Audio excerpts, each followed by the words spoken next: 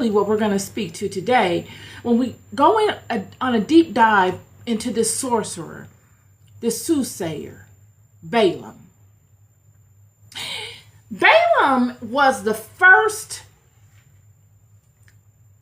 enemy of this house after being established as one unit. Balaam would be the first enemy. In the sense, spiritual enemy, just someone coming to spiritually attack and annihilate this house. It would be Balaam.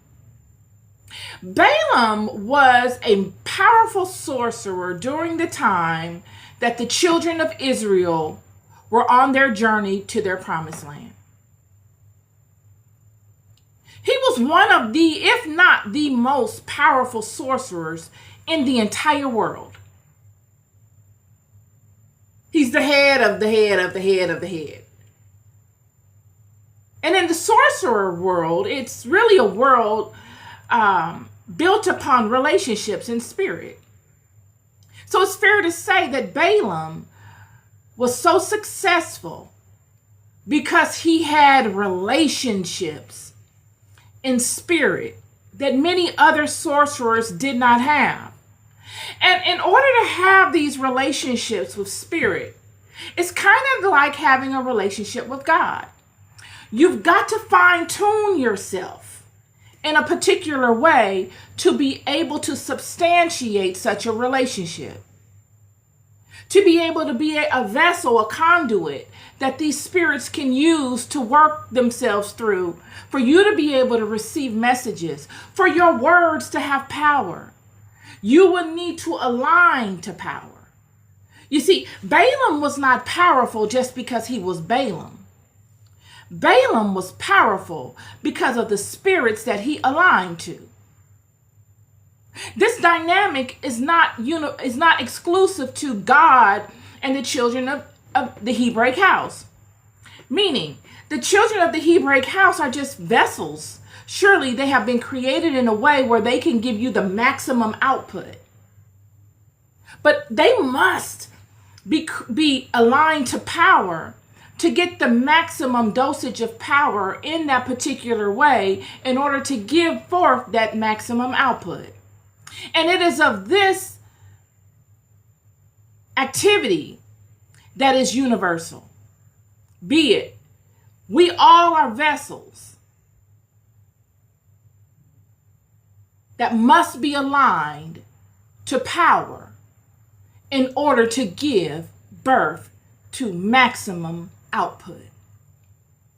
And Balaam is not a child of the house of the Hebrews. He's not an Israelite. But he is powerful because of the spirits in which he aligns to. And in order for him to align to such spirits, he must live a particular lifestyle.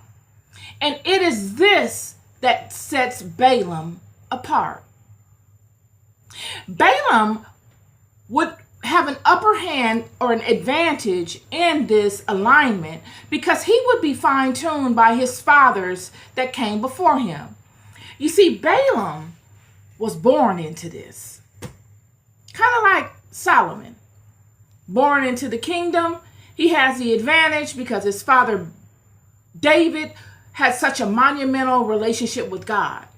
Balaam would be born into the world of sorcery because his father would have such a monumental relationship with spirits. You see, he comes from a whole line of sorcerers, powerful sorcerers. Yeah, they have a huge reputation. And prior to Balaam coming into the picture in the book of Numbers, he's had someone from his lineage, maybe his father or himself, because Laban that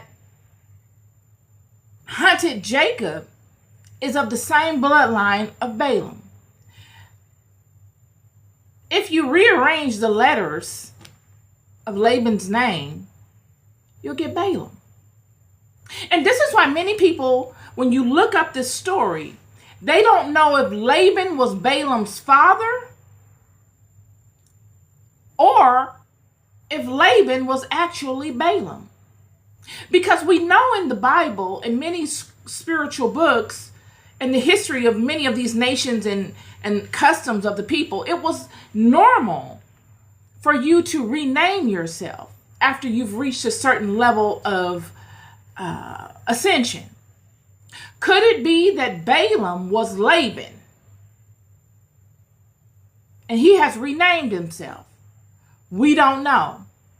I'm willing to say that he more than likely is not Laban, because the Laban of the Bible that is combating Jacob was older than Jacob. And Jacob has transitioned. It has been much time since Jacob had transitioned. And even though people live long time during this era, I'm leaning on the notion that Balaam is not Laban. Balaam is the descendant of Laban. Either way, even if you align to the theory that Balaam is Laban, or you align to the theory that Balaam is a descendant of Laban, we do know for sure that they were closely related. They were father and son, or they were one and the same. So Balaam has the advantage because he has tremendous levels of experience and he has tremendous relationships in the world of spirit. Jacob overcomes Laban, is renamed Israel. He has a monumental blessing, and the house of Israel is formed. They spend much time in Egypt. Moses comes, runs Balaam out of Egypt. Listen to this. Kicks him out, goes to war with him, chases him to the land of Cush, kicks him out of Cush.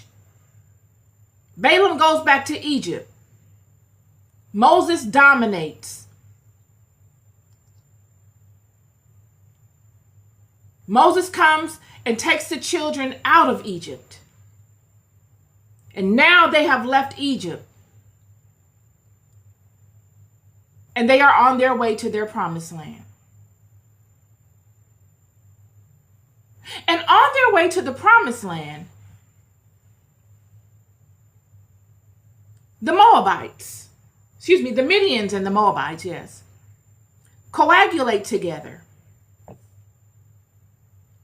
They see these children coming in the distance, per se. Not literally, but they hear rumors of the successes that these children have had.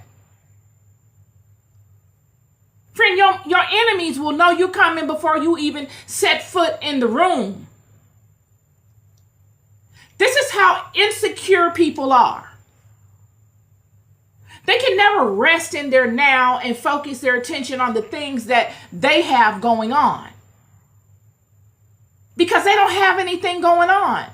They're so insecure that they know any little thing could come and pull the rug from up under their feet, because they're living a lie. They look monumental. They look strong. And that's all they have, is a look and a reputation.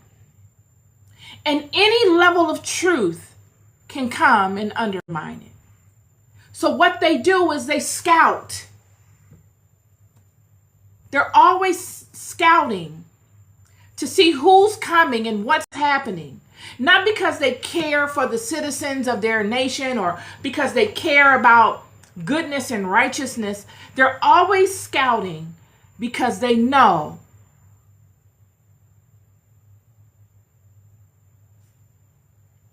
that clock is ticking. They're always looking at their clock.